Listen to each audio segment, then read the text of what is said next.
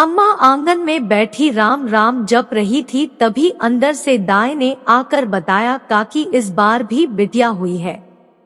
सुनकर जैसे अम्मा के प्राण सूख गए हैं। भगवान कब ये बेटियां इस घर का पीछा छोड़ेगी। 5वीं बिटिया है ये। अम्मा की आवाज से दोह और गुस्सा दोनों साफ झलक रहे थे। पर अम्मा 2 बेटियां तो जन्म लेते ही अलविदा कह गई इस घर को। दाई ने बड़े धीमे स्वर में कहा।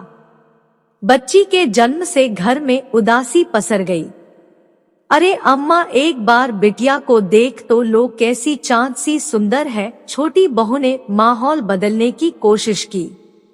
चांद सी हो या तारों से इस घर में उजाला नहीं करेगी। इस घर को तो बेटा ही चमकाएगा। इतना कहकर बिना बिटिया का मुंह देखे अम्मा घर से बाहर चली गई। शायद हमारे देश में आज भी ऐसे कई क्षेत्र है जहां बेटी का पैदा होना गुनाह माना जाता है। बच्ची का नाम नैना रखा गया।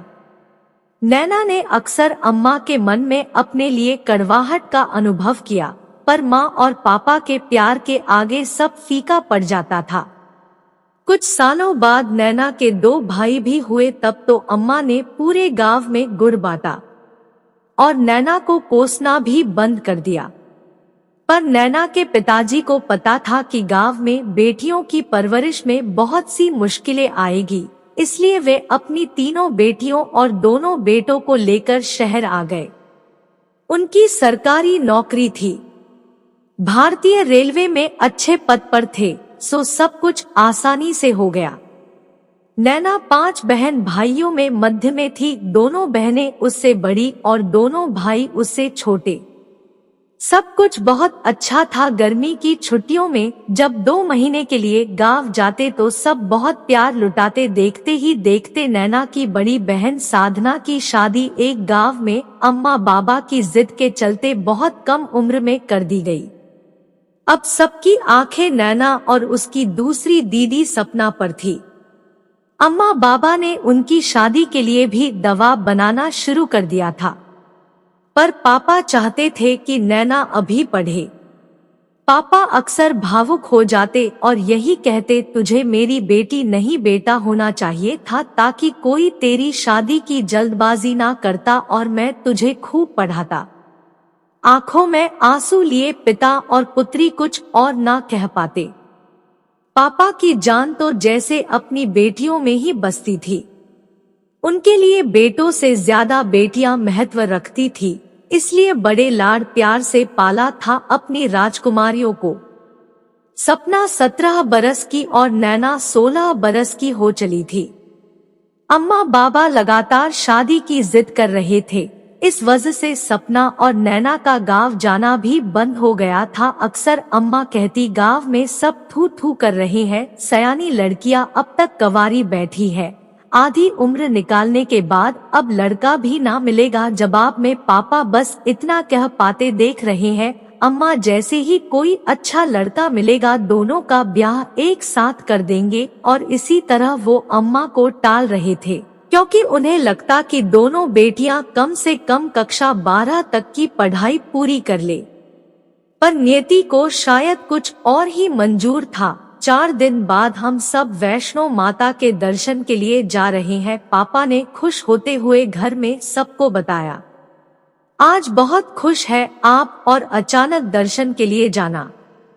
मम्मी ने सवालिया नजरों से पापा को देखा तो वो मुस्कुरा उठे। हाँ, खुशखबरी है, मेरी पदोन्नति हो गई है, इंस्पेक्टर बन गया हूँ, और तुम्ही ने तो मन्नत मानी थी कि हम वैष्णो माता जाएंगे। घर में सब बहुत खुश थे। पापा ने गांव में सूचना दी और सबको साथ आने के लिए कहा। सब सफर पर निकल दिए। साथ में चाचा जी, चाची जी, उनके 2 बेटे बुआ जी और उनका बेटा, चाचा जी के मित्र जो डॉक्टर थे, उनका परिवार सब साथ हो लिए। रास्ते में पापा की तबीयत खराब हो गई। यात्रा का पहला पड़ाव था नगरकोट, हिमाचल प्रदेश, क्योंकि वो उनकी कुल देवी है, इसलिए पहले वही जाना तय था, बाद में वैष्णो माता। पर नगरकोट पहुंचते पहुंचते पापा की हालत खराब होती जा रही थी। उन्हें वहीं एक अस्पताल में भर्ती कर लिया गया। 5 दिन हो गए थे उन्हें अस्पताल में और अब वो पहले से बेहतर भी थे। इसलिए डॉक्टर ने उन्हें यात्रा स्थगित करते हुए घर ले जाने की सलाह दी। अब नगरकोट आ ही गए हैं तो दर्शन कर लेते हैं, पापा ने चाचा जी को लगभग आदेश देते हुए कहा।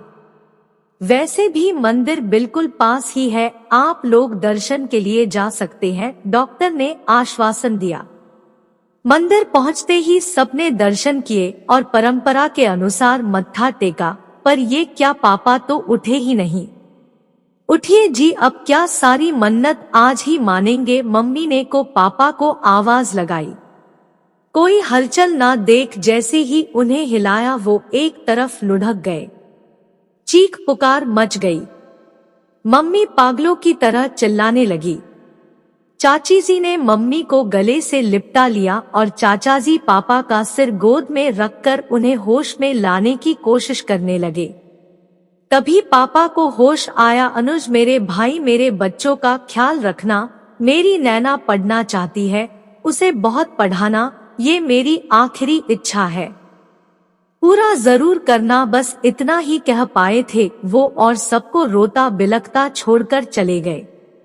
ये भी नहीं सोचा कि उनके बाद उनके परिवार का क्या होगा।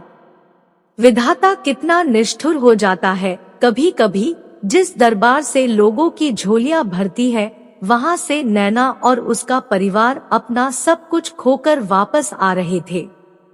हिमाचल के नगरकोट से मध्य पापा होते तो इतनी जल्दी मेरी शादी नहीं करते ना, इतना कहकर आंखों में आंसू लिए नैना अंदर कमरे में चली गई। चाचा जी को भी स्मरण हो आया कि भैया की अंतिम इच्छा भी तो यही थी। तब तक नैना का 12वीं का परीक्षा परिणाम भी घोषित हुआ और वो प्रथम श्रेणी में पास हो गई। अगले ही दिन चाचा जी नैना को साथ लिए गांव से 11 किमी दूर शहर गए और आगे की पढ़ाई के लिए एक कॉलेज में बात की। प्रवेश तो आसानी से मिल गया पर अनुमति मिलना अभी बाकी था।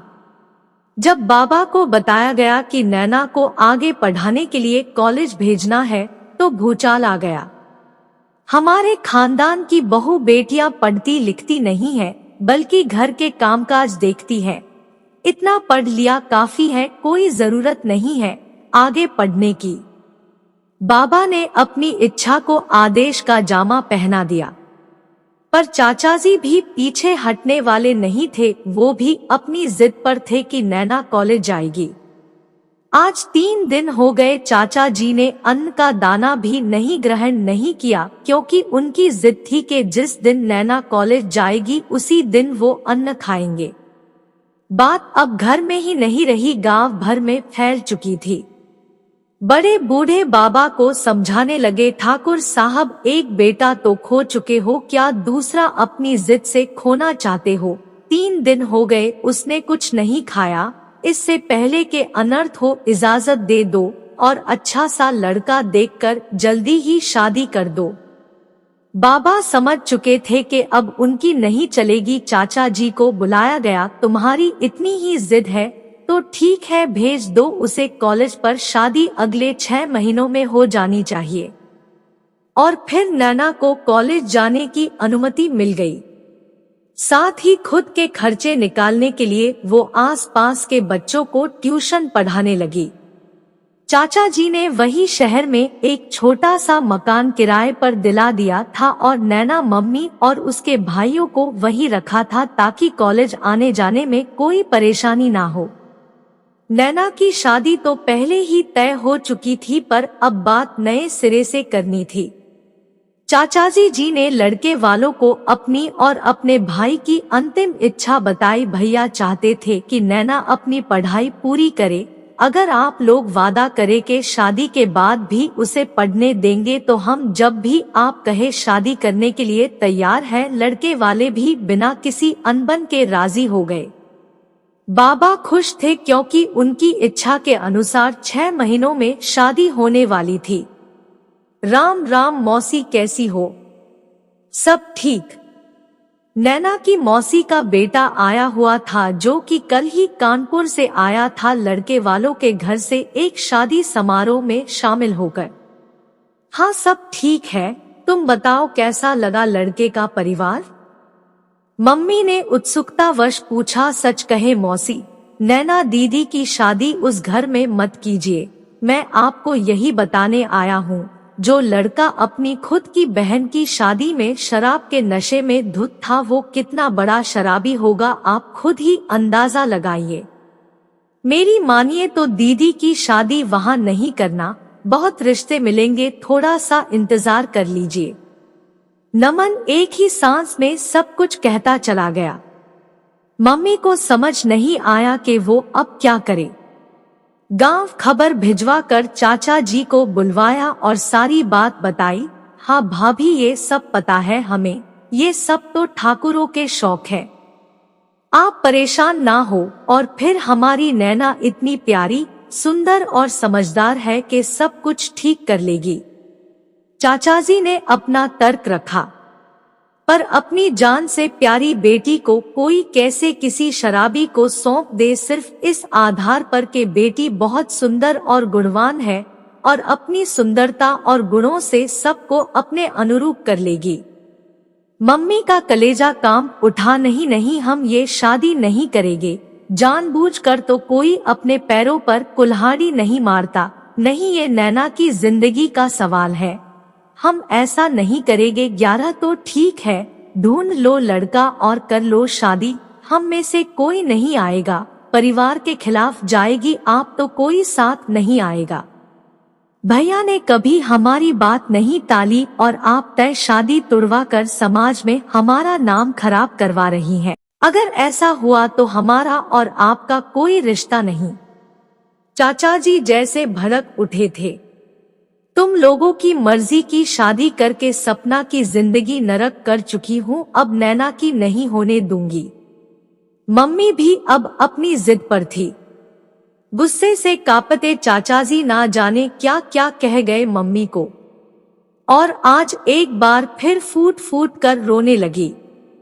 नैना जो ये सब देख सुन रही थी, उसे समझ नहीं आ रहा था कि चाचा जी का ये कौन सा रूप है।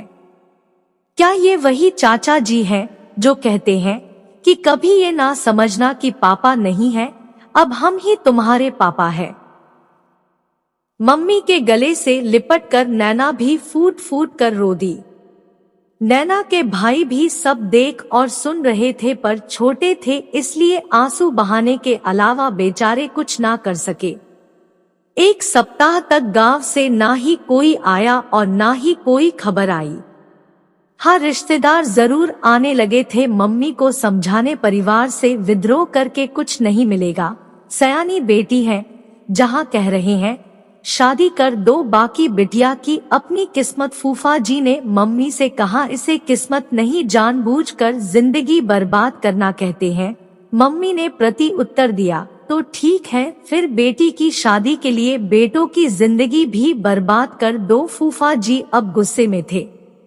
क्या मतलब? नैना की शादी से दोनों बेटों का क्या मतलब? मम्मी ने जानना चाहा। गांव में बात हो रही थी भाभी की, अगर आप ये शादी नहीं करेगी तो आपको बिरादरी से अलग कर दिया जाएगा और फिर जमीन जायदाद। कहते कहते फूफा जी रुक गए। ओह, तो अब समझ आया कि अपनी बात मनवाने के लिए आप लोग इस हद तक जाएंगे, पता नहीं था। आप सबकी ज़बान की कीमत रखने के लिए मैं अपनी बेटी की जिंदगी दांव पर लगा दूं, मैं ऐसा कभी नहीं होने दूंगी।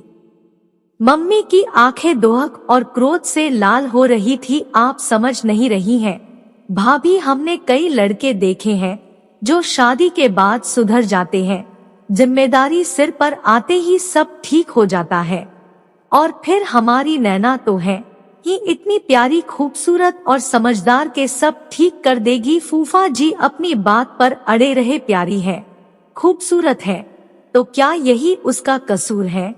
यही उसका अपराध है? समझदार होने की ये सजा दे रहे हैं आप लोग मेरी बेटी को।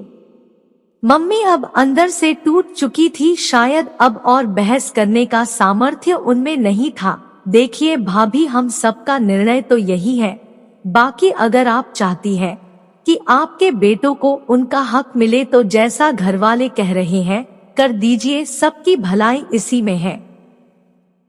जो फूफा जी मम्मी के सामने बोलने की हिम्मत नहीं करते थे, आज पापा के जाने से मम्मी को आदेश सुना रहे थे। उस दिन सारी रात कोई नहीं सोया। नैना यही सोचती रही कि इंसान की ज़बान की कीमत, या यूं कहे कि अहम की कीमत, किसी की जिंदगी और खुशियों से बढ़कर है। रात के 2 बज चुके थे, तभी नैना का बड़ा भाई, जो इस बार कक्षा 10वीं में था, नैना के पास आया। दीदी तुम सोई नहीं ना? सोनू ने नैना से पूछा। नहीं, नींद नहीं आ रही।